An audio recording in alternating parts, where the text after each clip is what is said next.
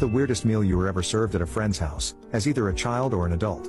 1. I was invited to the home of a distant cousin for dinner. He and his wife were always snobs. No matter what you did, they would try to one-up you. If you painted a room blue, she would walk in and say something like, "Oh, blue," in a condescending tone. Didn't matter what it was, they had to put down. So, I took a new girlfriend over with me for dinner. As we were called to dinner, I said, "Oh, smells good. What are we having?" The wife looks down her nose at me and says, "Poindexter's."